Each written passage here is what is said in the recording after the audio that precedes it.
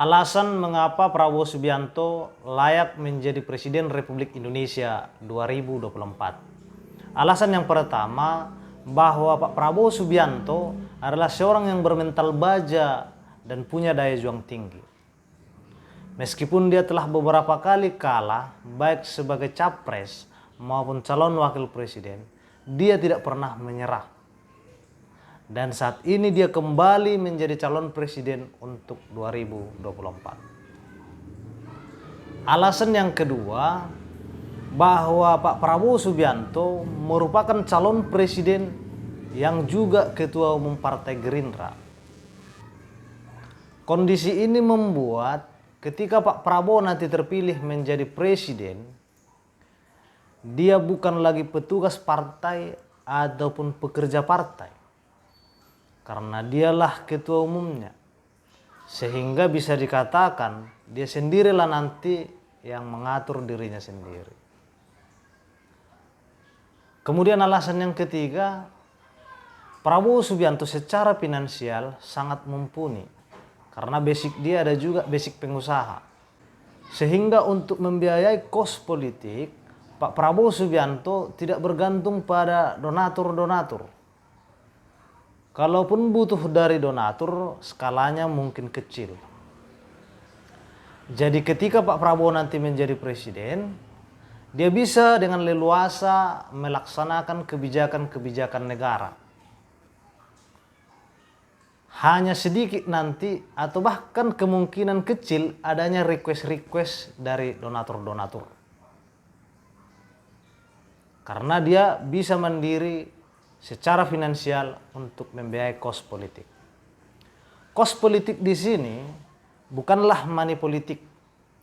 Kos politik bisa kita artikan sebagai dana-dana yang dibutuhkan untuk membiayai kampanye, membiayai peralatan-peralatan, alat peraga yang dibutuhkan untuk kampanye, untuk atribut, umbul-umbul, baliho, dan lain sebagainya. Jadi kos politik berbeda dengan money politik. Kemudian alasan yang selanjutnya, Pak Prabowo ini mempunyai pengalaman sebagai pemimpin. Di mana kita tahu bersama sewaktu Pak Prabowo di militer, dia pernah memimpin Kopassus sebagai Danjen Kopassus. Kemudian dia pernah sebagai Pangkostrat. Dan saat ini dia kembali memimpin dengan menjadi Menteri Pertahanan. Sehingga secara basic dia sudah mempunyai basic kepemimpinan. Yang selanjutnya, Prabowo Subianto ini adalah seorang yang berprestasi. Di militer, prestasi beliau sangat gemilang. Di mana beliau merupakan salah satu jenderal termuda. Dan kemudian, sewaktu dia di militer, beliau beberapa kali memimpin operasi yang mencengangkan dunia. Seperti misalnya operasi pembebasan Sandra Mapenduma. Dan kemudian Prabowo juga berhasil memimpin ekspedisi Kopassus mencapai Gunung Mount Everest. Ataupun mencapai puncak Gunung Mount Everest. Di mana pada saat itu militer kita menjadi militer ketiga di dunia yang berhasil mencapai Gunung Mount Everest ataupun puncak Gunung Mount Everest. Yang selanjutnya, Prabowo Subianto ini adalah seorang yang smart, seorang yang pintar. Selain intelijensi beliau yang tinggi, beliau juga menguasai bahasa Inggris.